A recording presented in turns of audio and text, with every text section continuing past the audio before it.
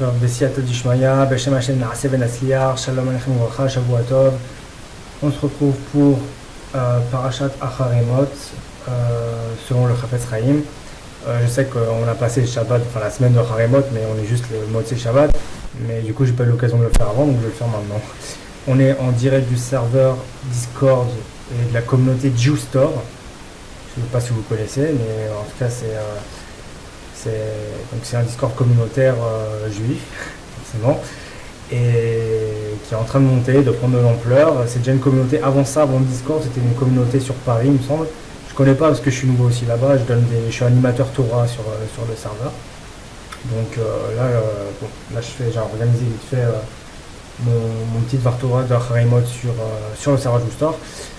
Comme vous voyez, il n'y a personne, j'ai créé un événement pour l'occasion, mais comme bon, forcément, il n'y a personne parce qu'on est mode c'est Shabbat, qu'il y en a, ils font faire la minuna là. Donc forcément, on est un peu tout seul, mais c'est pas grave, au moins je le fais l'événement sur le Discord communautaire. Comme ça, bon, si jamais quelqu'un en cours de route, s'il est intéressé, il pourra venir. Donc je suis désolé aussi pour la qualité de la caméra, déjà qu'elle n'est pas ouf en général. Mais là, c'est encore pire parce que c'est avec la caméra de mon ordinateur. Et donc c'est encore pire, mais bon, on fera avec. Donc, Parashat Acharemot, donc on commence. Ushmartem et rukotai ve'et mishpatai, asher ya'aseh otam ha'adam v'chai b'hem. Vous observerez mes lois et mes préceptes que l'homme exécutera pour vivre grâce à eux. Donc, nous dit le Chafetz Chaim HaKadosh, ce Rabbi Israël Meir Cohen, on sait que les 248 commandements positifs de la Torah correspondent aux 248 organes de l'homme. Chaque organe vit grâce à une mitzvah spécifique. Certains organes, comme le pied ou la main, ne sont pas vitaux. La perte de l'un d'entre eux entraîne une grave infirmité, mais n'est pas mortelle.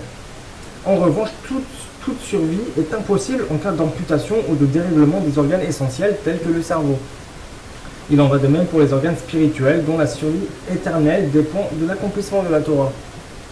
La transgression de certaines mitzvot rend l'homme infirme. Comme l'explique le Gaon de Vilna, à propos du verset dans Michelet, dans les Proverbes, chapitre 13, verset 13, c'est marrant, 13, qui dédaigne un commandement en éprouve du dommage. Le péché entraîne une infirmité spirituelle, éternelle, dans l'organe correspondant à la mitzvah, qui a été négligée. Par exemple, celui qui ne met pas les téphilines est comme amputé du bras sur le plan spirituel. Quand la transgression porte sur des mitzvot associés au cerveau, au cœur ou à d'autres organes vitaux, la blessure spirituelle est mortelle. C'est pourquoi la Torah ordonne ici, vous observerez mes lois et mes préceptes que l'homme exécutera pour vivre grâce à eux, sans aucune infirmité. L'intelligence et la pensée reposent sur la foi, qui est le principe fondamental de la vie et de la vie de l'esprit. Fauter contre elle, c'est alors porter un coup mortel à son âme. Nous devons donc nous efforcer d'éviter de porter atteinte à l'un des membres externes ou internes par la transgression d'une mitzvah. Ça, c'est les paroles du Chafetz Chaim HaKadosh. Et je vais ajouter le petit commentaire. Bon, il est peu petit, il y a un long commentaire de Maasai la Meller sur le Chafetz Chaim. Et je pense que je vais vous le lire parce que c'est intéressant aussi. Donc à propos du verset dans les Tehillim chapitre 34 verset 19, l'Éternel est proche des cœurs brisés. Il expliquait, le Chafetz Chaim expliquait, le pauvre remercie le Saint béni soit-il plusieurs fois par jour, même s'il ne lui fournit que le strict minimum.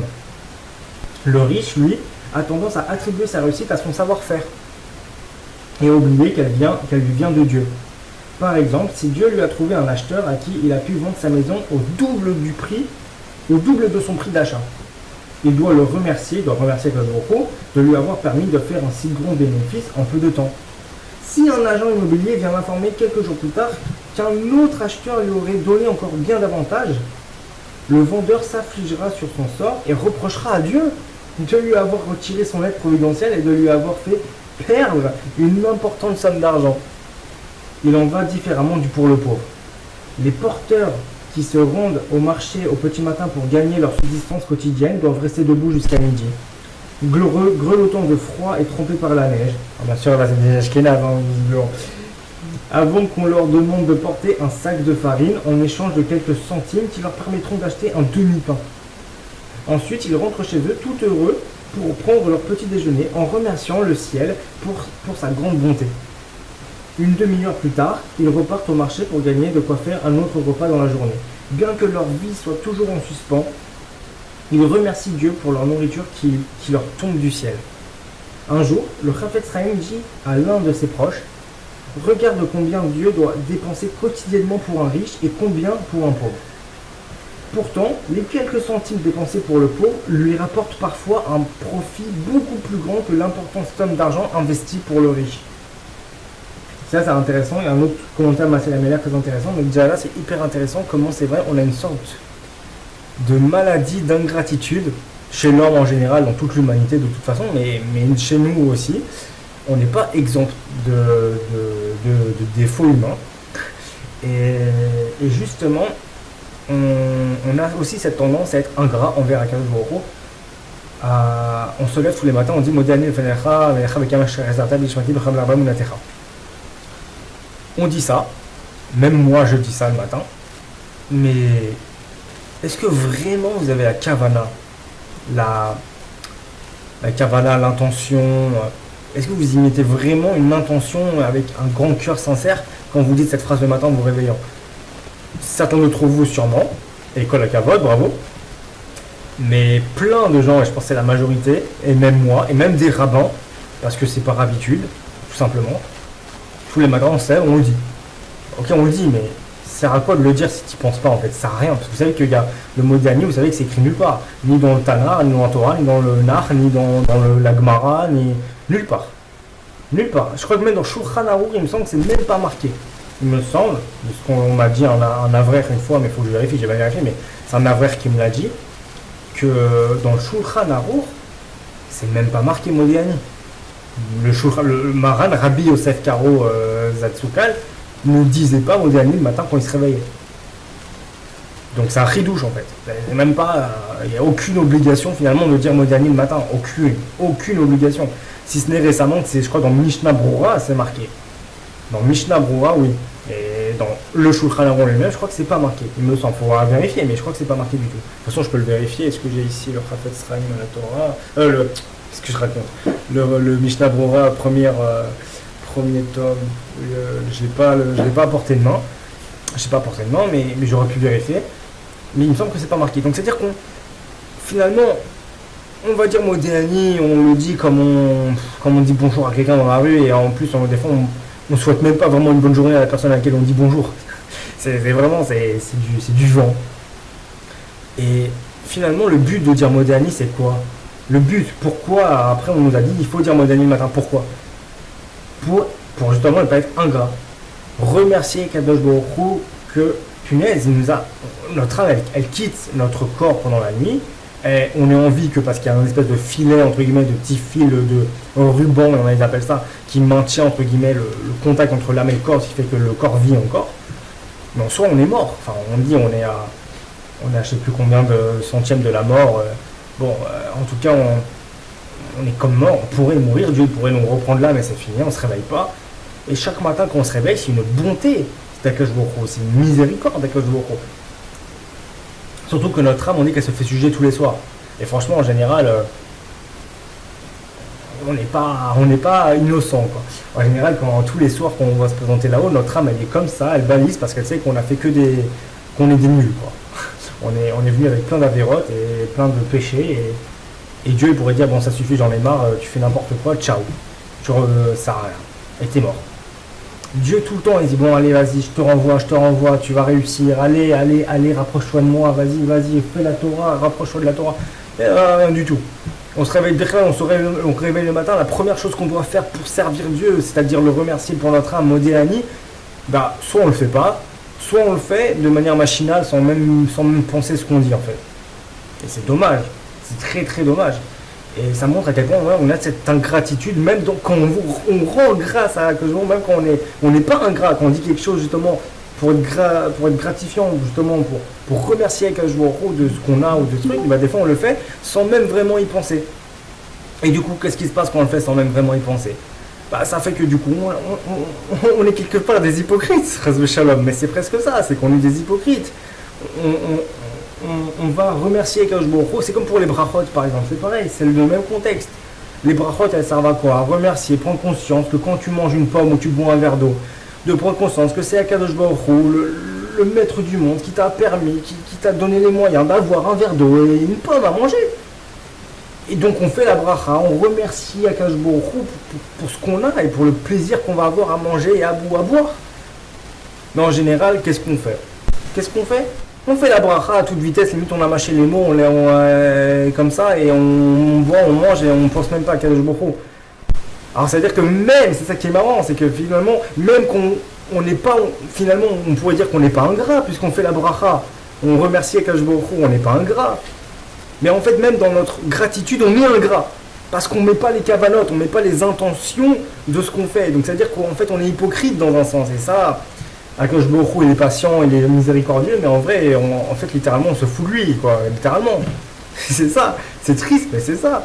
Quand les actions deviennent machinales, finalement, on ne met plus le cœur dans la mitzvah, on ne met plus le cœur. C'est comme il y a plein de gens qui pourraient mettre les tefilines, il y en a qui mettent les tefilines 2 secondes, ou ils mettent les tefilines même le matin à la prière, mais en fait ils mettent les tefilines, ils ne pensent pas vraiment à la mitzvah des tefilines, à quoi ça correspond, pourquoi les tefilines. Non, tous les matins je me mets tefilines. Ok, tous les matins je me mets tefilines, il aura sa mitzvah, on ne peut pas dire, il aura un salaire. Mais quel est le salaire de la personne qui fait une mitzvah avec intention, avec les cavanotes, avec le cœur, en comprenant ce qu'il fait, etc. Parce qu'il aime servir à Akadosh Baruch Hu. Et le mec qui fait toutes ces mitzvot, les mêmes, mais il les fait avec habitude, machinalement. Il les met avec habitude, machinalement, sans vraiment y penser. Bah forcément, ça coince quelque part. Dieu, lui, il connaît le cœur. Lui, Dieu, il sonde les cœurs, les reins, on dit, il n'y a rien qui lui est caché. Et il sait que, ok, tu appliques le commandement de la Torah, tu mets tes tefilines, tu fais ci, tu fais ça, mais tu le fais pas avec le cœur. Et il y a marqué quoi dans le Talmud? Rachamanan li babae, le miséricordieux, il demande le cœur. Dieu demande le cœur. Donc oui, tu vas appliquer la Torah, donc c'est bien, c'est tant mieux. Alvaï que tous les juifs, ils appliquent la Torah déjà, de manière sèche et même sans avoir envie, mais au moins ils le font, au moins ils la font, au moins ils obéissent à Dieu. D'ailleurs, Dieu il sera content de ça, au moins tu m'as obéi. Mais j'aurais voulu que tu m'obéisses avec le cœur, que tu comprennes que la Torah et tout ce que je t'ordonne, c'est pour ton bien, c'est pour toi, que tu comprennes que c'est le plaisir qu'il y a là-dedans, le trésor qu'il y a dans la Torah. Et si tu voyais, et parce que c'est ça, on ne voit pas, nous on n'est pas des prophètes ou des grands sages pour comprendre et imaginer, mais même dans les textes, on nous le dit, les sages nous le disent. On sait que une mitzvah, elle a une récompense. C'est marqué d'ailleurs dans les 13 principes de foi du judaïsme, du Rambam. Un des 13 principes, c'est justement c'est le 10e principe, je crois, ou le 11e, peu importe, c'est Akadosh Baruch Hu ma'anish la reshaim ou meshalem sachar tov la tzadikim. Que Akadosh Baruch Hu, il punit les méchants, les mécréants, les impies, et il donne un bon salaire, un grand salaire, un bon salaire aux tzadikim. Et on dit que c'est un salaire dans le monde futur, donc au paradis finalement. Donc c'est dans les principes de foi, un tout juif doit obligatoirement, sinon il est juif, mais on reste toujours juif, mais il devient hérétique s'il renie un des 13 principes de foi. Et un de ces principes de foi, c'est justement de comprendre, de croire de manière pleine et sincère que oui, Dieu punit les méchants, en gros, et récompense les gentils, en gros, c'est... En gros. Et du coup, on sait, c'est dans notre foi, que si on applique la Torah, si on applique les commandements de Dieu et la Torah, ben, on aura une récompense. Alors bien sûr, faire une mitzvah pour la récompense, on a un moindre salaire que celui qui fait la mitzvah, pour Akadosh Baruch Hu. Mais au moins on ne peut pas te reprocher. Ah oui, moi je veux faire vite, moi je veux faire maximum de mitzvot parce qu'à la fin au paradis, moi je veux l'addition. Pourquoi pas? C'est déjà ça. C'est pas le top, mais c'est déjà ça. Et donc voilà, et justement, donc on devrait prendre conscience que c'est pour nous finalement. Toutes les mitzvot qu'on fait, oh mais c'est nul, faut se lever le matin pour la prière, oh faut mettre cette filine, oh faut faire les brachot avant de manger et après manger. Faut étudier la Torah tous les jours un petit peu, oh j'en ai marre, toutes sortes de choses. Et ça nous embête, et c'est compliqué, et c'est dur, et c'est triste. Mais si on y met le cœur, on comprend que c'est pour notre bien, qu'au final, qui allons être gagnants au final, dans le Olam Haba. C'est nous qui allons récupérer la récompense. Bah, on aura du cœur à faire les autres parce qu'on sait qu'on sera heureux de les faire. Parce qu'on sait que c'est à notre avantage finalement. Alors bien sûr, comme j'ai dit, c'est le plus bas niveau, parce que faire pour une récompense, bah, c'est assez, pas dire animal, mais c'est vraiment l'instinct basique, quoi. Je fais parce que j'ai un profit, quoi. Mais au moins Dieu, il ne pourra pas te reprocher que tu as fait, mais au moins même tu as mis du cœur. C'est-à-dire que tu n'as pas fait la mitzvah de manière parfaite parce que tu l'as pas fait l'Echem Shamaïm, c'est-à-dire pour Dieu, tu l'as fait pour toi. Mais t'en tires un plaisir, et c'est ce que Dieu demande aussi. Dieu demande le cœur, et Ramana et Babaï, comme on a dit, Dieu demande le cœur. Donc si déjà pour t'aider à mettre le cœur dans l'action, dans le service divin, il faut que ça passe par oui, mais au moins comme par la récompense, bah tant mieux. Déjà tu mets du cœur à la mitzvah. Et Dieu il préfère, bien sûr qu'il préfère celui qui fait la mitzvah sèche, même sans plaisir. Le mec qui met cette film le matin, ça le saoule vraiment. Franchement, ça le saoule. À chaque fois qu'il renroule le fil, il fait ça me saoule, ça me saoule. Oh, ça me saoule. Bah, il le fait. Mais Dieu, il préfère ça que le mec, il l'aimait pas du tout, c'est sûr. Ça, il préfère que tu les mettes en râlant que plutôt que tu les mettes pas. Et il préfère, bien sûr, la personne qui va mettre les tefilines avec plaisir et avec le sourire et être content parce qu'il sait qu'à chaque fois qu'il met ses tefilines, il y a le salaire là-haut qui l'attend. Et il est trop content. Ah là là, ça c'est du Olam Haba, ça c'est le paradis, allez hop. C'est un peu égoïste, mais Dieu il préfère ça parce que tu mets du cœur, du sourire dans ta mitzvah. Et après, bien sûr, il préfère la voix des grands, Tzatigim, etc., que eux, ils mettent les tefilines, ils sont heureux parce que, pas pour eux, parce qu'ils servent Dieu. Parce qu'ils servent Dieu, juste pour ça, eux, ils s'en foutent d'eux, limite, ils s'en foutent de la récompense qu'ils veulent, c'est servir Dieu. Ah là, Dieu, il est content. Ah, c'est clair que c'est comme un parent. Si demain votre père il vous dit apporte-moi un verre d'eau, ou tous les jours maintenant, écoute, quand tu te lèves le matin, je veux que tu me prépares mon café. Tous les matins, tu te lèves, comme tu te lèves avant tout le monde, tu me prépares mon café. Moi, je me lève 10 minutes après toi, ou un quart d'heure après toi, ou je veux que tu me prépares le café. Règle de Kibbout Avayem, tu es obligé de l'obéir et de lui faire son café. Hein. Au passage, ça c'est une petite parenthèse. Mais du coup, toi, voilà, votre père, bien sûr qu'il préfère le fils qui obéira, qui fera le café et qui va râler. Oh, ça me saoule, hein, j'en ai marre, vas-y, tiens, voilà, et puis il se lève le matin, le père, il entend son fils râler, qu'il en a marre, et tous les matins c'est comme ça. Ça lui fait pas plaisir, d'un côté, bon, je peux rien lui dire, il me fait mon café, bon, il m'a obéi. Au moins il m'a obéi, il me fait mon café. Bon, il n'arrête pas de râler, ça le saoule, c'est pas agréable pour moi, ni pour lui, mais bon, au moins il m'obéit. Et j'ai mon café le matin tout prêt, etc. Bon, il peut rien dire. Et après, bien sûr que le père, il préfère aussi le fils qui va lui faire le café, qui sera tout content de le faire, il dit ouais je vais faire le café, comme ça mon père il va me donner de l'argent de poche, ou mon père il va me payer une pizza, mon père il va ci, mon père il va ça.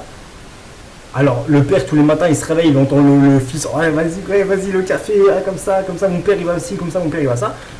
Le père il dit il est gonflé quand même, hein. Bon, au moins il est content, tant mieux, voilà. Et bien sûr qu'il préfère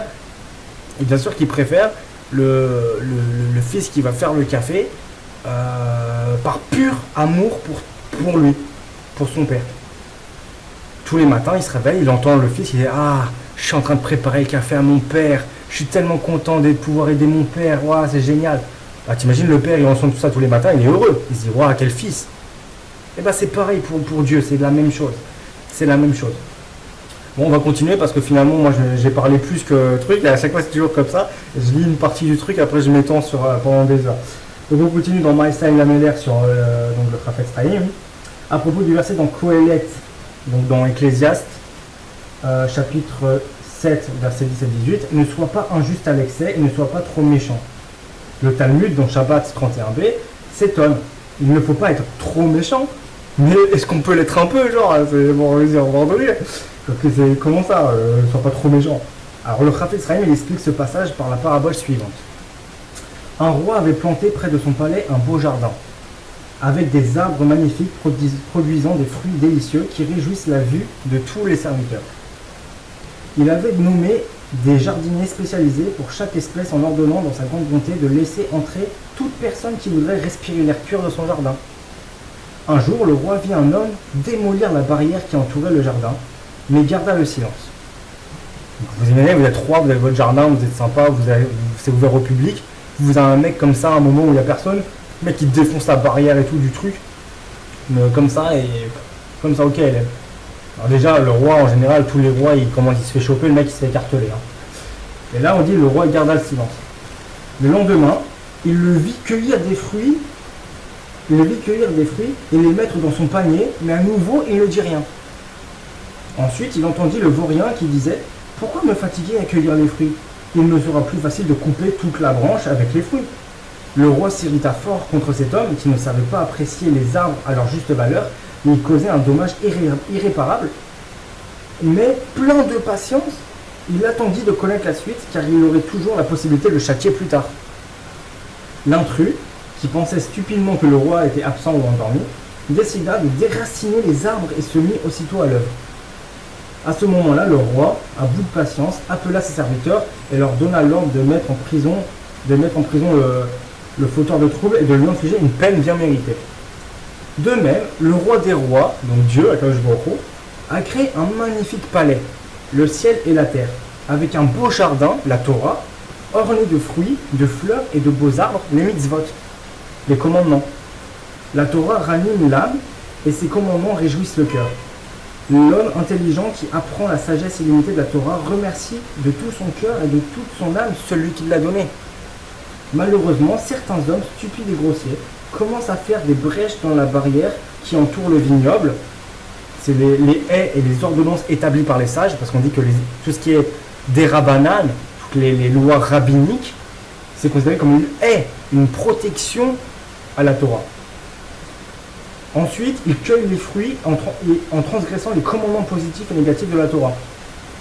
Puis, ils arrivent à déraciner l'arbre de vie en ruinant les fondements du judaïsme, tels que l'interdiction du Chametz à Pessah et les unions prohibées. Que ces transgresseurs ne se réjouissent pas trop vite. Finalement, ils recevront leur récompense. Le propriétaire du vignoble ne les laissera pas détruire ses vignes. Il finira par anéantir ses déprédateurs, car personne ne lui échappe. Là, c'est le Chafetz Chaim Akadosh qui explique ça, qui dit ça dans cette parabole, que Akadosh Baruch Hu, il est miséricordieux. Il est très miséricordieux, très patient. Il nous voit transgresser les décrets rabbiniques. Il nous voit transgresser la Torah. Et après, peu à peu, il nous voit être les pires des mécréants et faire des choses très très graves.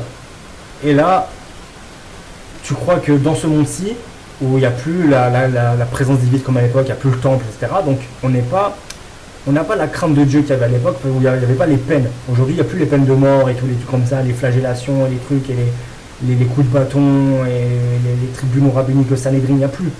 Donc on n'a plus de crainte de Dieu. Aujourd'hui, on pêche, aujourd'hui, tu peux prendre la Torah et la brûler, tu ne seras pas foudroyé sur place. Mais dans le ciel, nous dit Chafetz Chaim, ne te réjouis pas trop vite, parce qu'au final, Dieu il a été patient avec toi longtemps, mais au bout d'un moment tu dois payer l'addition. Et l'addition elle est salée. Donc c'est bon. De toute façon le Chafetz Chaim il est aussi très dur des fois, il est très. Oh, c'est un ashkénaz en même temps. Donc on continue vite fait avec le Masay Améler. Ouais, on va faire comme ça. Parfois le mauvais penchant induit l'homme en erreur en lui faisant croire que ses affaires vont prospérer s'il ne respecte pas la Torah et les mitzvot. Celui qui a la tête sur les épaules se posera la question: est-il possible que Dieu prive ses fidèles de leur subsistance? Certes, la présence de Dieu est parfois voilée, mais en définitive, le Saint béni soit-il a pitié de celui qui surmonte les épreuves et les accepte avec amour et lui fournit sa subsistance par des voies licites. Tout le bonheur que le mauvais penchant fait miroiter devant nous pour nous faire dévier du droit chemin n'est que temporaire. Chacun doit se demander s'il lui semble profitable de perdre un bonheur éternel dans le monde futur pour un bonheur éphémère ici-bas. Celui qui a un poste fixe ne l'abandonnerait jamais pour un bénéfice fortuit et provisoire. C'est vrai que ça aussi c'est une de nos faiblesses à tous. Le Yetzer Hara, le mauvais penchant, il nous attire vers des plaisirs de ce bas monde. Et parce c'est vrai que les plaisirs de ce bas monde, ils sont réels finalement. Ils sont concrets les plaisirs de ce bas monde. Ça peut être les femmes, la nourriture, dormir, tout ça, c'est concret. Ah, le lit, il est bon le lit, hein, bien au chaud, bien tranquille, le coussin il est moelleux, c'est concret. Le Nutella il est bon. Alors, je veux dire, vous voyez, c'est concret, le plaisir il est concret. Alors que tout ce qu'on nous dit là dans la Torah, où est-ce qu'il est? Ok, j'ai mis mes tefilines, j'ai mangé cachère, j'ai fait Shabbat. Elle est où la récompense? Je la vois pas, moi. On m'a dit récompense éternelle. On peut pas dénombrer la récompense. Je veux, ils sont les millions. J'ai mis mes tefilines ce matin, ils sont les millions. C'est qu'on comprend pas, parce que le salaire, il est dans le Olam Haba. Il est plus tard. Il est après la mort, quoi. Et nous, on a le Yetzer Hara, justement, il a cette force de nous embrouiller un peu l'esprit et nous dire laisse tomber, regarde, là tu peux te faire plaisir, là tu peux te faire plaisir, là tu peux te faire plaisir, ah là là. Et c'est vrai que nous on est attirés parce que le corps il est là, on est dans un corps de chair et de sang, et ce corps de chair et de sang, lui aussi il a des besoins, et des fois le Yetzer Hara va au-delà des besoins. Par exemple, je vous raconte l'histoire du Chafetz Chaim d'ailleurs, une histoire très marrante. Quand le Chafetz Chaim, donc le Rabbi Israël Meir HaKohen, le Chafetz Chaim, il était très vieux, très vieux, vers vraiment la fin de sa vie. Et c'était l'hiver en plus, je crois que c'était l'hiver en plus. Et à un moment, il se levait le matin honnête, parce que vous savez que le Chafetz Chaim, il priait le matin honnête. C'est-à-dire qu'il se levait à 4h30, 5h du matin. Mais imaginez à quel âge le Chafetz Chaim, quand il était vers la fin de sa vie, genre il était très vieux. Il se levait honnête pour prier le matin. Alors il se réveillait, et il voulait se lever comme d'habitude. Et le Yetzer Hara, c'est-à-dire que, en fait, quand on dit Yetzer Hara, c'est le Chafetz Chaim lui-même, il a pensé en lui-même. Mais c'est Yetzer Hara qui lui a mis cette pensée. Et le Yetzer Hara, il lui a dit quoi? Allez, regarde, t'es vieux, pourquoi? Il fait froid, c'est l'hiver, ça y est, tu t'es toujours levé honnête ce matin pour prier, ça y est, reste au lit. T'as pas besoin, à ton âge, etc. Ça va, lève-toi plus tard, prie à 10h comme tous les chassidim, là. C'est bon, personne ne te tiendra rigueur. On sait que tu es quelqu'un d'âgé, ça va, tout va bien. Et en fait, à un moment, qu'est-ce qu'il a répondu, le Chafetz Chaim? Qu'est-ce qu'il s'est dit finalement? Le Yetzer Hara, comment il a réagi? Il a chassé la personne en disant mais attends, toi t'es plus vieux que moi en parlant du Yetzer Hara. Le Yetzer Hara, c'est qui? C'est un ange, le Yetzer Hara. C'est ce qu'on appelle l'ange Satan. Ou l'ange accusateur, ou l'ange tentateur, tout ce que vous voulez. Mais c'est un ange. Le Yetzer Hara, c'est un ange. Et donc, quelque part, il parle à cet ange directement en disant mais qu'est-ce que tu viens me dire que je suis trop vieux? Et toi, t'es beaucoup plus vieux que moi, et regarde, t'es déjà en train de travailler. Je suis même pas réveillé, tu travailles avant moi, quoi. T'as l'air de dire que justement, le Yetzer Hara, comme c'est un ange, il existe depuis la création du monde. Donc il est beaucoup plus vieux que le Chafetz Chaim. Et il lui dit justement, c'est marrant, il lui dit voilà, toi t'es plus vieux que moi, et regarde, t'es déjà au taquet, à peine je me réveille, t'es déjà là à me tenter à pas me lever. Du coup il lui a dit ouais voilà, donc tu vois ton argument, voilà, et il s'est levé du coup. Mais c'est marrant, c'est pour dire dans l'idée que vous voyez, même pour des grands sages, il y a du Yetzer Hara, il y a de la tentation, voilà, facile, voilà, t'es âgé, t'es vieux, ou même pas t'es âgé, t'es un adolescent, t'aimes dormir. Bah, t'aimes dormir, quoi. Et quand t'aimes dormir, et le lit il est bon, et tu veux pas te lever pour la prière du matin, c'est tout. Et le Yetzer Hara, il est très fort là-dessus. Et nous, souvent, on oublie que on aura une meilleure récompense qui vaudra 100 fois le bonheur, le bien-être qu'on a bien au chaud dans notre couverture, avec notre lit bien douillet.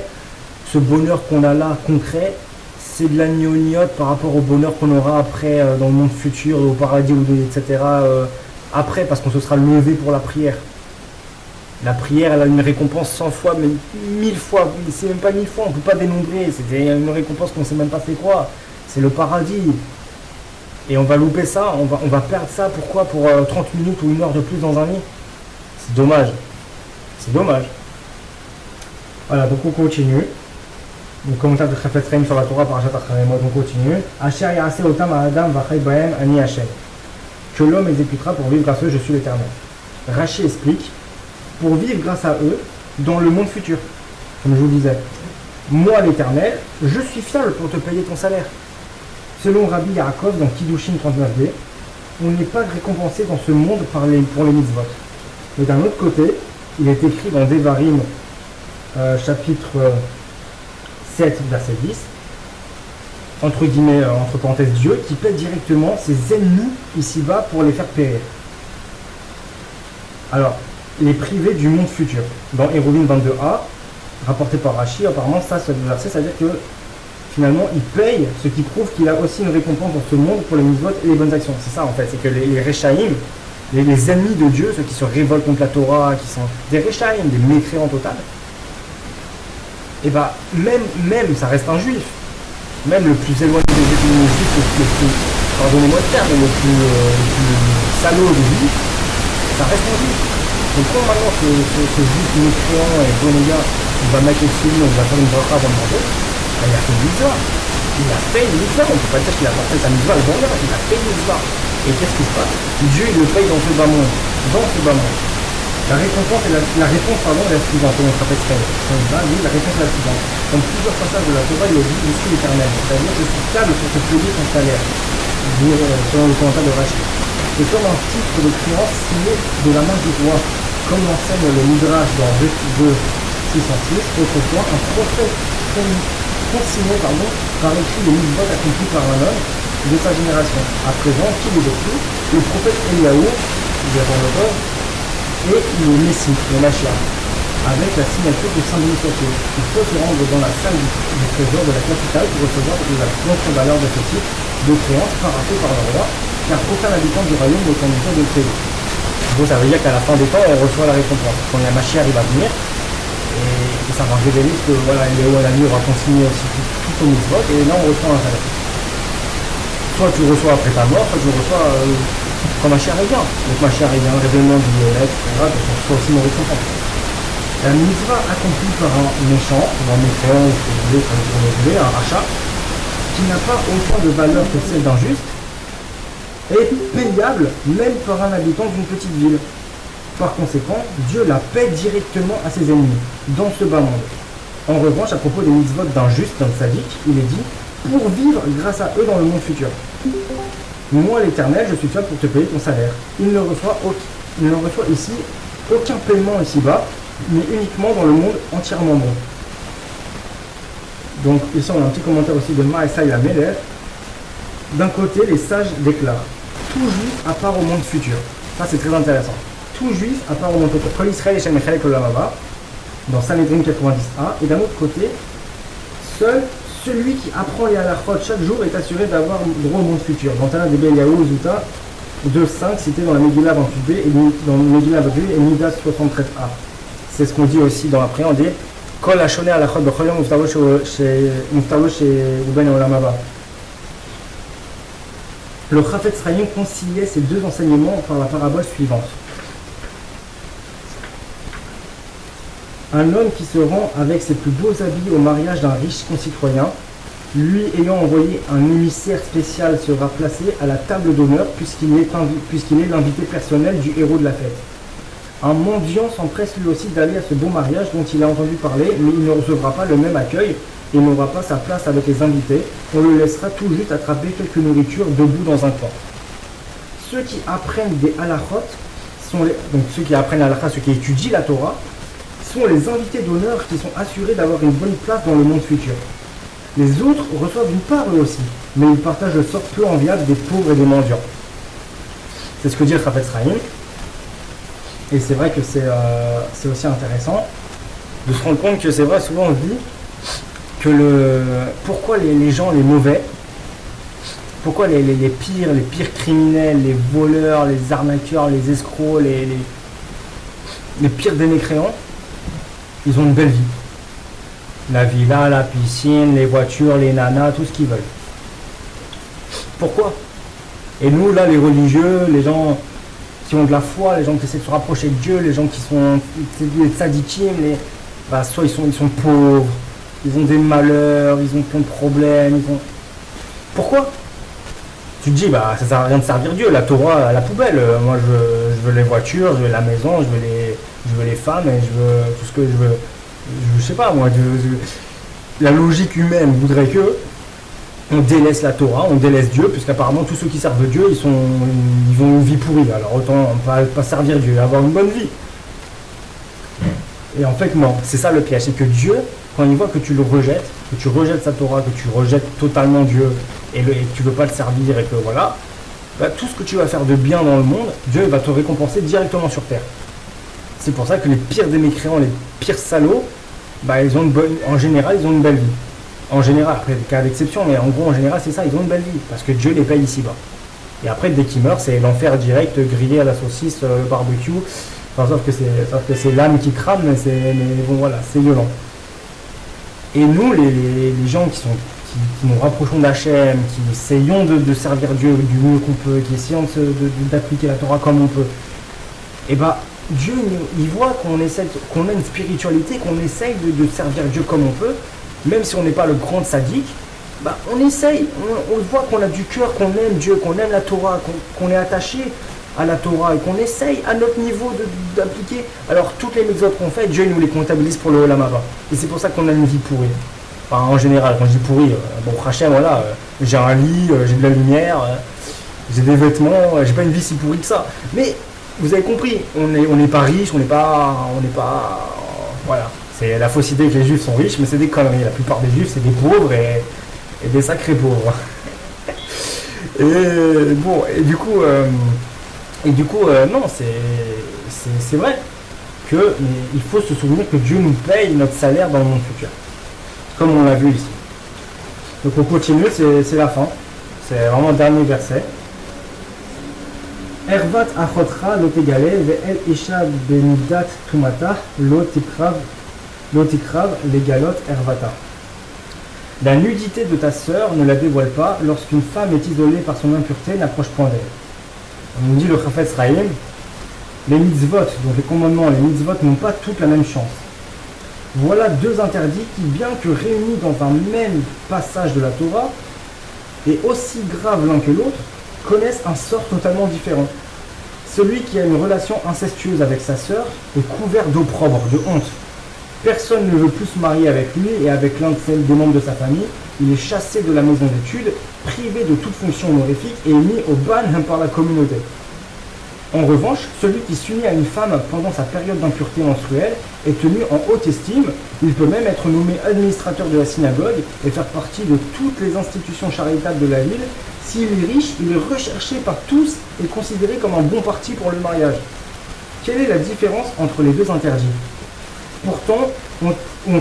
Qui pourtant ont été énoncés par le même berger, par Dieu, quoi, et assortis l'un à l'autre de la peine du retranchement en carette.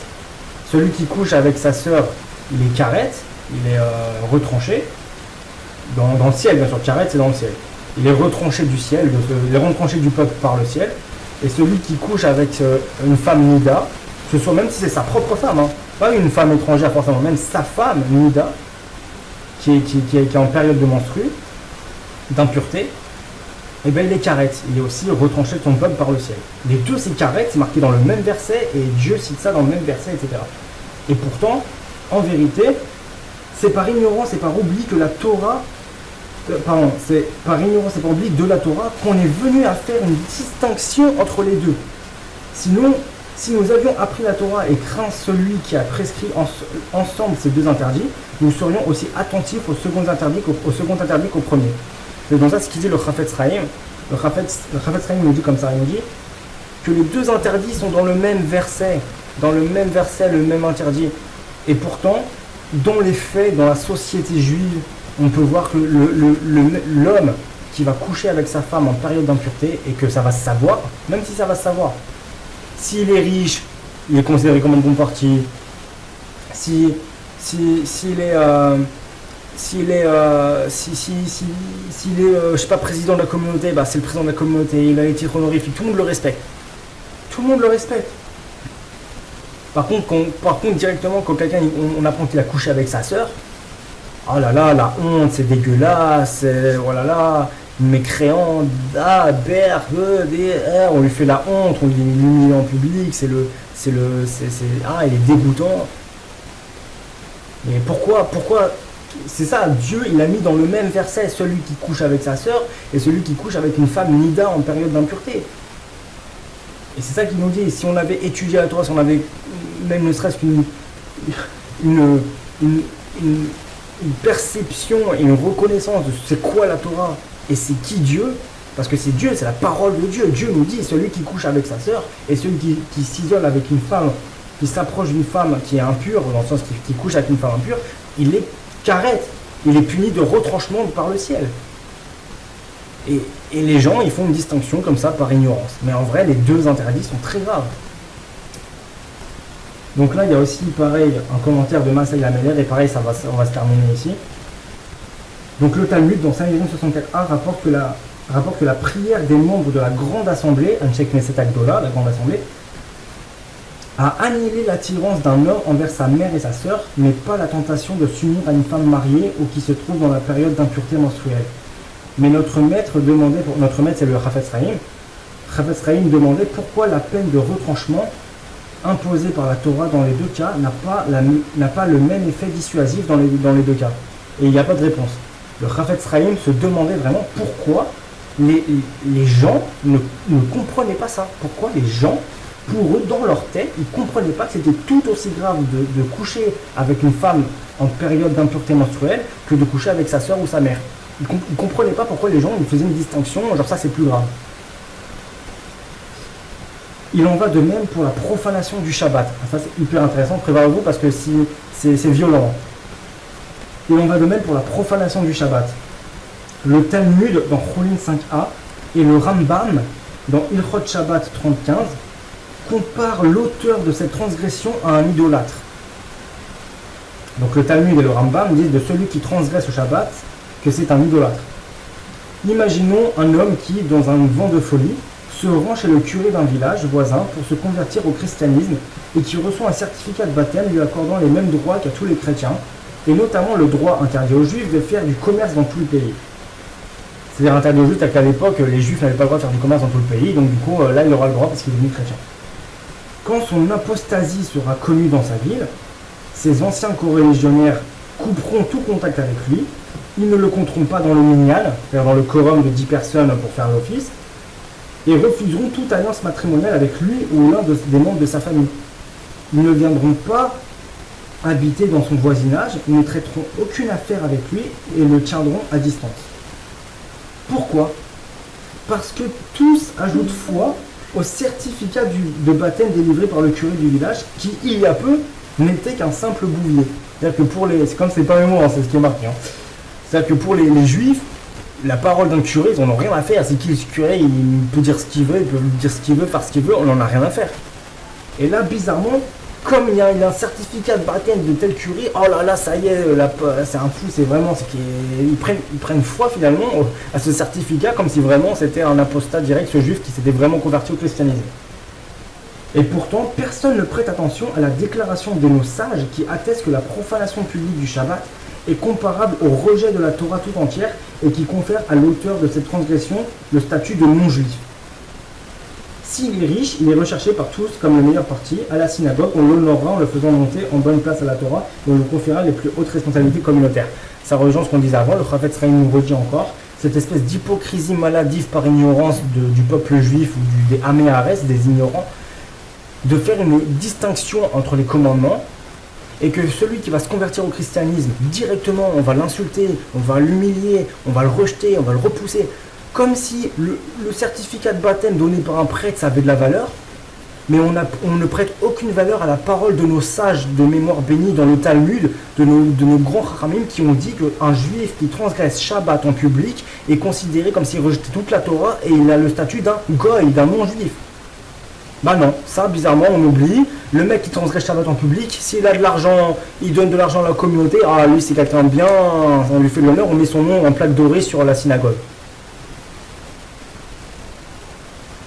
C'est quoi ? C'est quoi sinon de l'hypocrisie maladive due à l'ignorance ? Ou au manque de crainte de Dieu, j'en sais rien. Mais en tout cas, c'est vrai c'est une maladie qu'on a visiblement.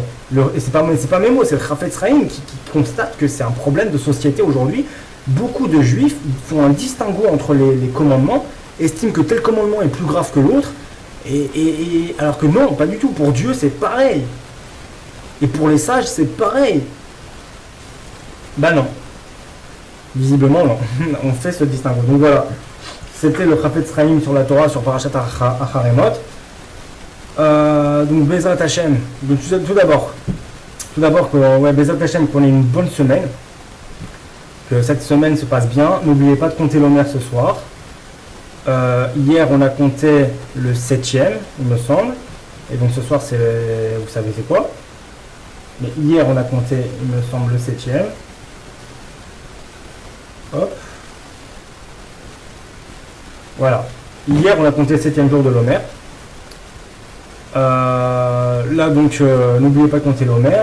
Surtout, n'oubliez surtout pas, parce qu'après, si vous sautez des jours, bah, vous ne pouvez plus faire la bracha, enfin, c'est dommage.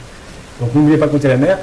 On essaie de Bezrat Hashem que le Mashiach va venir très très vite en cette période de Nissan. Là, vraiment, ça craint, il faut qu'il vienne. Là, on n'en peut plus. Qu'il y ait enfin le règne du Emet, le règne de la vérité dans le monde. Et le shalom, la paix entre nous tous, entre tous les bleus Israël et entre Am Israël et les nations.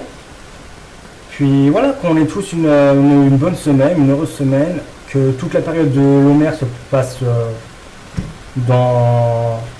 bien pour nous tous, que Kadosh Baruch Hu protège notre peuple des attentats commis en Eretz Israël. Et bon, voilà, que vous passiez tous du coup une excellente semaine.